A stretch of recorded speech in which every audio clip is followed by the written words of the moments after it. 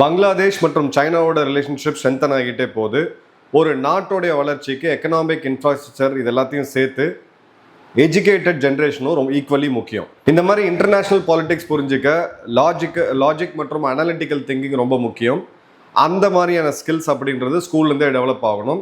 That's why I wanted to introduce ஒரு new platform. நம்மளுடைய long time அன்பர்களுக்கு பான்சோ பற்றி ஏற்கனவே தெரியும். இந்த தடவை புதுசாக ஜாயின் பண்ணியிருக்கக்கூடிய நம்மளுடைய அன்பர்களுக்கும் இதுவரை ட்ரை பண்ணாதவங்களுக்கும் பான்சோ பற்றி சொல்கிறேன். பான்சோவை கண்டுபிடித்தது ஒரு world math champion Neelakantha Bhanu. அவங்க ஸ்டைல் ரொம்ப டிஃப்ரெண்ட்.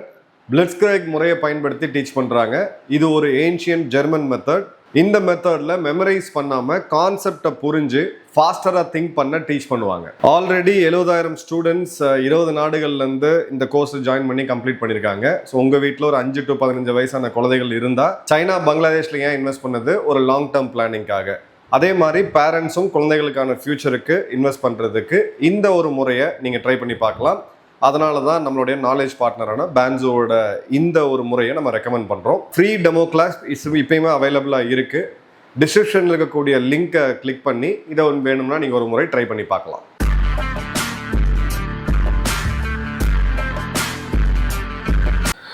வணக்கம் ஜெயஹிந்த். இன்னைக்கு பங்களாதேஷை பற்றி ஒரு மிக முக்கியமான செய்தி பார்க்க போகிறோம். பங்களாதேஷில் இத்தனை நாள் வரைக்கும் இருமொழி கொள்கையாக இருந்தது. இப்போ சடனாக 3 மொழி கொள்கையாக மாறி இருக்கு. அந்த 3வது மொழி எது அப்படின்னு பார்த்தீங்கன்னா மேண்ட்ரின் மொழி. ஸோ சீனாவுடைய ஒரு முழு நேர ஒரு ஆதிக்கத்தின் கீழே பங்களாதேஷ் வரதை தெளிவாக பார்க்க முடியுது. இது ஒரு குளோபல் ஃபோக்கஸ் இருக்கக்கூடிய இடம். ஷேக் ஹசீனா அவர்கள் வெளியேற்றப்பட்டு ஆட்சி மாற்றத்தை கொண்டு வந்தது அமெரிக்கா அப்படின்றது நம்ம எல்லாருக்குமே தெரியும். அதன் பிறகு பொறுப்பேற்ற தாரிக் ரஹ்மானுடைய அரசு அந்த மங்களா போன்ற டேம் ப்ராஜெக்ட்லேருந்து இந்தியாவை ஸ்பெஷல் எக்கனாமிக் ஜோன்லேருந்து இந்தியாவை எடுத்துட்டு அதன் பிறகு சீனாவை கொண்டு வந்ததை பார்த்தோம். பட் இந்த அரசாணை அப்படின்றது ஒரு மிகப்பெரிய லெவலில் எல்லார் பூர்வத்தையும் உயர்த்தியிருக்கு அப்படின்றத பார்க்கணும். ஸோ இது நாள் வரைக்கும் பங்களாதேஷில் இருந்தது 2 மொழிகள். ஒன்று பெங்காலி, இன்னொன்று இங்கிலீஷ்.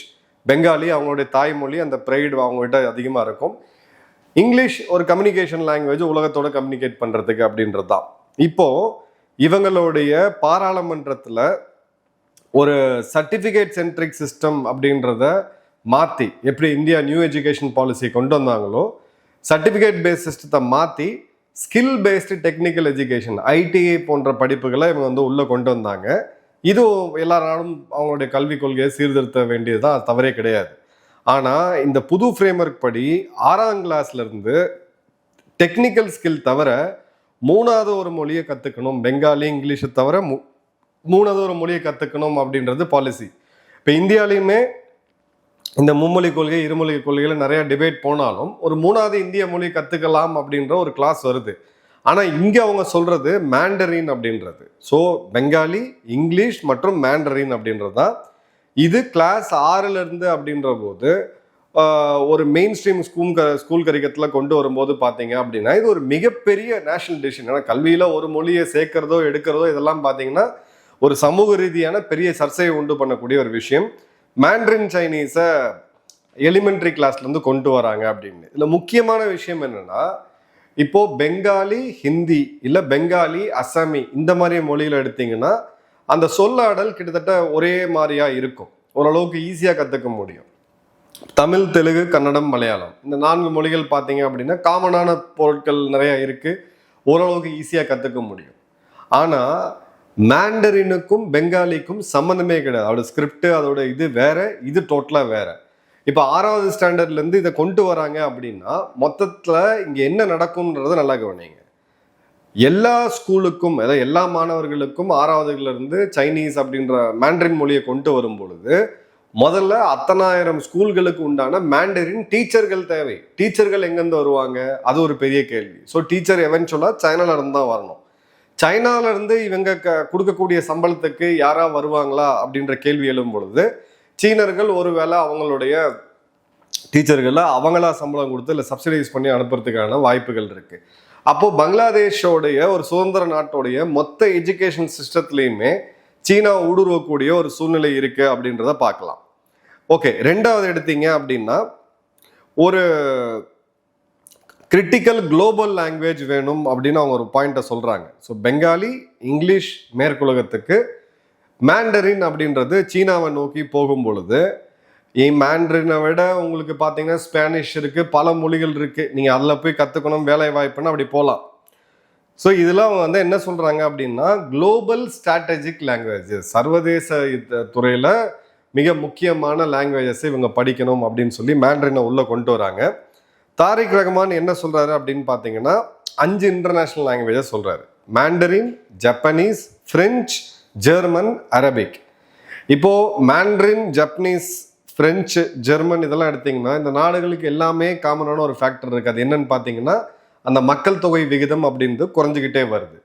ஸோ நாளைக்கு மக்கள் தொகை விகிதம் குறையும் போது blue collar work force, semi skilled லேபர்ஸில் பாப்புலேஷன் அதிகமாக இருக்கக்கூடிய பங்களாதேஷ்லேருந்து ஆட்களை அனுப்பலாம் அப்படின்ற ஒரு ஸ்ட்ராட்டஜியை அவங்க வச்சிருக்கிறாங்க. ஆனால் ஜாப்பனீஸை பொறுத்த வரைக்கும், ஃப்ரெஞ்சை பொறுத்த வரைக்கும், ஈவன் ஜெர்மன்ஸை பொறுத்த வரைக்கும் இவங்களை எவ்வளோ தூரம் எடுத்துக்குவாங்களா அப்படின்ற ஒரு இது இருக்குது. அதே மாதிரி அரபிக் சொல்கிறாங்க. அரபிக் தவறே கிடையாது. இன்னும் நிறையா பேர் இங்கே லட்சக்கணக்கான பேர் வளைகுடா நாடுகளில் வேலைக்கு போகிறாங்க. இந்த வளைகுடா நாடுகள் மொத்தத்துக்கும் சேர்த்த ஒரு காமன் லாங்குவேஜ் எதுன்னு பார்த்தீங்கன்னா அரபிக்கு. ஸோ அரபிக்கில் வேலை தேடி போகிறவங்க அங்கே போய் கற்றுக்குவாங்க. இங்கிருந்து போகும்போது இங்கேயே சில வார்த்தைகளை கற்றுட்டு போகிறதுக்கான வாய்ப்புகள் இருக்குது. இப்போ இந்த கம்பல்சரியாக மேண்ட்ரினை கொண்டு வரும் பொழுது இது ஒரு கம்ப்ளீட்டான டிஃப்ரெண்ட் பெர்ஸ்பெக்டிவ் கொண்டு வருது. ஏன்னா சீனாவை தாண்டி மேண்ட்ரின் பேசக்கூடிய நாடுகள் அப்படின்னு பார்த்தீங்கன்னா ரொம்ப ரொம்ப கம்மி. இங்கேயும் அங்கேயுமா தெற்காசிய நாடுகளில், தென்கிழக்கு ஆசிய நாடுகளில் கொஞ்சம் பேர் பேசுவாங்க. இது வந்து ஒரு மிகப்பெரிய எஜுகேஷனல் ரிஃபார்ம்ஸாக அப்படி பார்க்கும் பொழுது பங்களாதேஷ் சைனாவுடைய எஜுகேஷனல் கோஆப்ரேஷன் எந்த அளவுக்கு இருக்கு அப்படின்றத பார்க்கணும். இப்போ தாரிக் ரஹ்மான் போய் 15 புரிந்துணர்வு ஒப்பந்தங்களை போட்டு வந்தாரு சீனாவுடைய பயணத்துல. இந்த இடத்துல மேண்ட்ரின் லாங்குவேஜை பங்களாதேஷ்ல சேர்க்கணும் அப்படின்னு சொல்லிட்டு இப்போ இவங்க சேர்த்திருக்கிறாங்க. இந்த சைனாவுடைய மேண்ட்ரின் மொழியை இவங்களுடைய தேசிய கல்விக் கொள்கையில இன்டகிரேட் பண்றதுக்கு சீனா நேரடியா இல்லாம அங்க இருக்கக்கூடிய ஒரு கன்ஃபூஷியஸ் இன்ஸ்டியூட் போன்ற என்ஜிஓக்கள் மூலியமா ஃபண்டிங் பண்றாங்க அப்படின்றது, பண்ண போறாங்க அப்படின்றது தெரிய வருது. ஸோ இது ஒரு ஸ்டேட் டு ஸ்டேட் கோஆர்டினேஷனாக அவங்க பார்க்கலாம். சைனாவுடைய vice minister of education June 25ஆம் தேதி என்ன சொல்றாருன்னா, கரிக்குலம் டிசைன், அந்த பாடத்திட்டம் என்னவா இருக்கணும், ரிசோர்ஸ் டெவலப்மெண்ட், ஆசிரியர்களை பயிற்சி கொடுக்கறது, அப்புறம் இன்ஸ்டிடியூஷனல் கோஆப்ரேஷன், இதெல்லாம் உள்ள கொண்டு வருவோம் அப்படின்றது அவங்க இல்லை. இப்போ கொடுமை என்னன்னு பார்த்தீங்கன்னா, சீனர்களே பல பேர் மேண்ட்ரின் மொழியை படிக்கிறது கிடையாது. வெளியில நாட்டில் இருக்கக்கூடிய சீனர்கள் யாருமே பார்த்தீங்கன்னா மேண்ட்ரின் தெரியாதவங்களுக்கு ஏன்னா ரொம்ப ஒரு கஷ்டமான மொழி அது. இப்போ teacher training, material, institution linkage இது எல்லாமே இவங்க கொடுத்துட்றாங்க. கொடுத்த பிறகு இப்போ இதோடைய ப்ராடர் அவுட்லுக் என்ன அப்படின்னு பார்த்தீங்கன்னா, சைனாவில் இப்போ லேபர் ஷார்ட்டேஜ் ஒரு பக்கம், அதாவது ப்ளூ காலரில் ஷார்ட்டேஜ் இருக்குது, ஸ்கில்டில் சர்ப்ளஸ் இருக்குது. நல்லா கவனிங்க, ப்ளூ காலரில் அவங்களுக்கு ஷார்ட்டேஜ் இருக்குது, கையால் வேர்வை சிந்தி உழைக்கக்கூடிய அந்த வர்க்கத்தில் அவங்களுக்கு வந்து ஷார்ட்டேஜ் இருக்குது. பட் ஸ்கில்டு லேபர் அப்படின்னு பார்த்தீங்கன்னா அதில் அவங்களுக்கு வந்து சர்ப்ளஸ் இருக்குது. ஸோ ஷார்ட்டேஜ் ஆகிற இடத்துல இந்த பங்களாதேஷ் போன்ற நாடுகளை இப்போ கொஞ்சம் வச்சுக்கிறது. ரெண்டாவது, எந்தெந்த ப்ராடக்ட்ஸுக்கெல்லாம் அவங்க அமெரிக்காவோட சாங்ஷனை தவிர்க்கணுமோ, உதாரணத்துக்கு சைனீஸ் கார்மெண்ட்ஸ், அதை சைனாலேருந்து நேரடியாக ஏற்றுமதி செஞ்சாங்க அப்படின்ற பட்சத்தில் அதற்கான வரி ஐரோப்பாலேயும் அதிகம், அமெரிக்காலேயும் அதிகம். ஆனால் பங்களாதேஷுக்கு அந்த புவர் நேஷன்ற ஸ்டேட்டஸ் இருக்கிறதுனால இப்போ இவங்க பல காலம் வியட்நாம் மூலிமா அதை பண்ணிக்கிட்டு இருந்தாங்க. அதன் பிறகு அது தடுக்கப்பட்டுச்சு. ஸோ பங்களாதேஷில் வெறும் தைக்கிறத மட்டும் செஞ்சு அதன் மூலிமா மேற்குலக மார்க்கெட்டு மற்றும் ஐரோப்பா மற்றும் அமெரிக்கா மார்க்கெட்டில் அந்த சாங்ஷனை பைபாஸ் பண்ணுறதுக்கு ஒரு ரீசன் தேவை. ஷார்ட்டேஜ் அப்படின்றது, லேபர் ஷார்ட்டேஜ்ன்றது நான் ஏற்கனவே சொன்ன மாதிரி அந்த ப்ளூ காலர் ஒர்க் ஃபோர்ஸில் இருக்குது. ஸோ அந்த ஷார்ட்டேஜை ஃபில் பண்ணணும். மூணாவது, லாங்குவேஜில் அவங்க இன்டகிரேட் பண்ணிட்டாங்க அப்படின்ற போது இந்தியாவை பாதுகாப்பு ரீதியாக நெருக்கிறதுக்கு ஒரு மிகப்பெரிய வாய்ப்பு கிடைச்சிடும். ஏன்னா சீனாவுடைய எஸ்பியோனேஜ் ஆக்டிவிட்டீஸ்லாம் பார்த்தீங்கன்னா அதிகபட்சமாக நம்மளுடைய திபெத்தோடைய தலைவர் இருக்கக்கூடிய தலாய் லாமா, தலௌசி, வடகிழக்கு மாநிலங்கள், அந்த மொகசாயல் ஒரே மாதிரி இருக்கக்கூடிய இடத்துல தான் அவங்க ட்ரை பண்ணுவாங்க. இப்போ வேற இடத்துல ட்ரை பண்ணாங்க அப்படின்னா அப்பட்டமாக அந்த சைனீஸ் ஃபேஸ், மங்கோலியன் ஃபேஸ் அப்படின்றது தெரிஞ்சிடும்.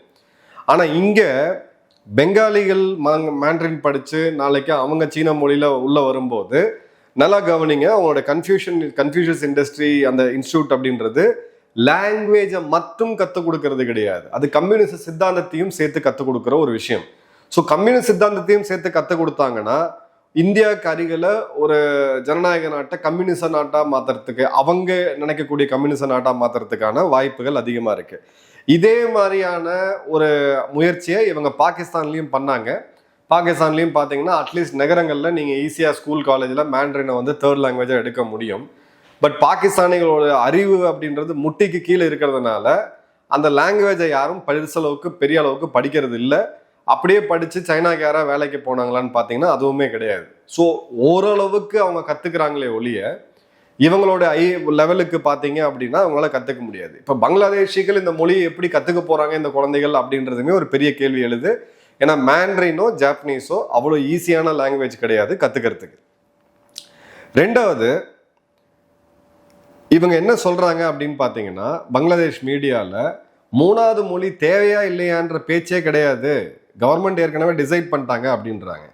இப்போ இது இஸ்லாமியர்கள் ப்ரிடாமினென்ட்ல இருக்கக்கூடிய நாடு, பட் ஒரு செக்குலர் நாடாக இருக்கு அப்படின்னு கூட நம்ம ஒரு பேச்சுக்கு சொல்லாமே. அப்படியே நீங்கள் அந்த சைனாவோட இது எடுத்தீங்க, கன்ஃபியூஷியஸ் தியரிஸ் அந்த கம்யூனிஸ்ட் தியரிஸ்லாம் எடுத்தீங்க அப்படின்னா மத வழிபாட்டை எதிர்க்கக்கூடிய ஒரு சித்தாந்தத்தை கூட உள்ளது சைனா. இதுக்கு நேரெதிராக இருக்கக்கூடியது பங்களாதேஷ். பங்களாதேஷோட எதிர்கட்சியாக இருக்கக்கூடியது ஒரு ராடிக்கல் மத ப்ரீச்சிங்ஸை கொண்டு வந்து அதை கடைபிடிக்கக்கூடிய ஷரியாலா வேணும்னு சொல்லக்கூடிய ஜமாத்தி இஸ்லாமி இருக்கு. இப்போ ஜமாத்தி இஸ்லாமி ஒரு ஃப்ரிஞ்சு பார்ட்டி கிடையாது, அவங்களுடைய பிரதான எதிர்கட்சி 70 எம்பிகள் கிட்ட வச்சிருக்கு. இப்போ இந்த இடத்துல சைனீஸ் சித்தாந்தத்தை எப்படி கொண்டு வருவீங்க? உணவு பழக்க வழக்கம், சைனீஸோட அதிகமாக கன்சியூம் பண்ணப்படக்கூடிய பொருள் அப்படின்னு பார்த்தீங்கன்னா போர்க்கு. ஆனால் இங்கே வந்து மத சடங்குப்படி மத ரீதியான அந்த உணர்வுப்படி கண்டிப்பாக அவங்க வந்து சாப்பிடவே முடியாது. ஸோ கலாச்சார ரீதியாக மிகப்பெரிய டிஃப்ரென்ஸ் இருக்கு பங்களாதேஷுக்கும் பாகிஸ்தானுக்கும் சைனாக்கும். அதே மாதிரியான டிஃப்ரென்ஸ் வந்து பங்களாதேஷுக்கும் சைனாக்கும் இருக்குது அப்படின்றத நம்ம பார்க்குறோம். இப்போ அவங்களுடைய இன்னொரு மிக முக்கியமான பிரச்சனை, தனி நாடு பங்களாதேஷ் உருவாகும் பொழுது அதற்கான பேசிக் ரீசனா இருந்தது அப்படின்னு பார்த்தீங்கன்னா மிக முக்கியமாக நம்ம பார்க்கக்கூடியது அந்த லாங்குவேஜ் ப்ரைடு, இந்த பெங்காலி மொழி அப்படின்ற ப்ரைடு. இன்ஃபேக்ட் மேற்கு வங்கத்தில் இருக்கக்கூடிய பங்களாதேஷ் ஓலா எடுத்தீங்க, அந்த பெங்காலி மொழி அப்படின்றது இந்த பற்று ரொம்ப அதிகமாக இருக்கக்கூடிய ஒரு மாநிலம் அது. அதே மாதிரி பங்களாதேஷ்லேயுமே இந்த பெங்காலி மொழியை வந்து ரொம்ப அவங்க அதிகமாக இது பண்ணுவாங்க. மத ரீதியாக அவங்க இந்துக்கள், கிறிஸ்தவர்கள், முஸ்லீம்கள் இருக்கிறாங்க, கிறிஸ்தவர்கள் இருக்காங்கன்றது வேற. பட் லாங்குவேஜ் வைஸாக பார்த்தீங்கன்னா இது பண்ணுவாங்க. இப்போ 3வது லாங்குவேஜ் டாமினேட் பண்ணும் பொழுது இதை அவங்க மக்கள் எப்படி எடுத்துக்குவாங்க அப்படின்றதையும் பார்க்கணும். ஸோ இது வந்து ஒரு எக்கனாமிக் டிப்ளமசியாக நம்ம வந்து பார்க்கலாம். ஸோ சீனாவுடைய மொழியை இவங்க கற்றுக்கிற, அதுவும் இவ்வளோ சீக்கிரம் இந்த டிசிஷன்ஸ் எடுக்கிறாங்க. கென்யாவில் சீனா வந்து ட்ரை பண்ணி பார்த்தாங்க, ஈவன் இலங்கையிலே ட்ரை பண்ணி பார்த்தாங்க. இலங்கையிலே பார்த்தீங்கன்னா கூட 1-2 இடத்துல பேருக்கு நீங்கள் சீன மொழியை படிக்கிறதுக்கு, மேண்ட்ரின் படிக்கிறதுக்கான சென்டர்ஸ் இருக்கே தவிர இலங்கையில் வந்து இது அரசு மொழியாலாம் வந்து யாருமே அறிவிக்கலை, தேர்ட் லாங்குவேஜ்னு யாருமே அறிவிக்கலை. இவ்வளோ பெரிய ஒரு சேஞ்சை தாரிக் ரஹ்மான் கொண்டு வராங்க அப்படின்ற போது இதில் 3 முக்கியமான ஜியோ பொலிட்டிக்கல் ரீடிங் இருக்குது. ஒன்று, கிளியர் கட்டாக இப்போ ஷேக் ஹசீனா சைனாவுக்கு ஒரு ப்ராஜெக்ட், இந்தியாவுக்கு ஒரு ப்ராஜெக்ட். இந்தியா கிட்ட ஒரு ராணுவ தளவாடம் வாங்கினா சைனா டவுன், ஒரு மாதிரி ப்ரோ இந்தியா பட் ஒரு மாதிரி பேலன்ஸாக போயிட்டு இருந்தாங்க. இதுக்கு முன்னாடி இருந்த பேகம் கலிதாசி அவர்கள் இருக்கும்போது pro China but India tilt தேவைப்படும் போது அந்த பேலன்ஸை பண்ணுவாங்க. இந்த சிறு சிறு நாடுகள் பெரிய காம்படிஷனில் இருக்கும்போது இந்த பாலிசி தான் கடைபிடிப்பாங்க. இதை நம்ம நேபாள்லையும் பார்த்துருக்கோம், இதை நம்ம வந்து இலங்கையிலையும் பார்த்துருக்கோம். ஆனால் இங்கே கிளியர் கட்டாக ஒரு கம்ப்ளீட் சைனீஸ் லீனிங் வந்து பெரிய அளவில் தெரியுது. இது இந்தியாவை உறுத்தி பார்க்குதோ இல்லையோ, ஏன்னா இந்தியாவுக்கு இன்னைக்கும் பங்களாதேஷ் கிட்ட நிறைய லீவரேஜ் இருக்கு. அமெரிக்கா இதை நிச்சயம் ரசிக்க போறது கிடையாது. அமெரிக்காவுடைய ஆளான அந்த இம்போர்ட் ப்ரொஃபசர் யூனிஸ் இப்பவும் பங்களாதேஷ்ல தான் இருக்காரு அப்படின்றத மறந்துட முடியாது. இவ்வளோ பெரிய ரிஸ்கை தாரிக் ரஹ்மான் எடுத்தாரு அப்படின்ற பட்சத்தில் அவங்களால அமெரிக்காவை பேலன்ஸ் பண்ண முடியாது. அமெரிக்கா நிச்சயமா இதை ரசிக்க போறது கிடையாது. அமெரிக்கா சென்ட் மார்ட்டின் தீவுகளை ஏற்கனவே கண்ணி குறி வச்சுக்கிட்டு இருக்காங்க.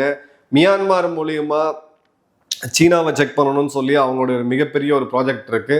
இந்த நேரத்தில் இந்த முடிவு அவங்க எடுக்கும்போது மீண்டும் ஒரு ஆட்சி மாற்றத்தை நோக்கி பங்களாதேஷ் போறதுக்கான வாய்ப்புகள் இல்லை அப்படின்னு சொல்ல முடியாது. ஏன்னா நிச்சயமா இந்த மாதிரியான ப்ராஜெக்ட்ஸை நம்ம பல நாடுகளில் பார்த்துட்டு இருக்கோம்.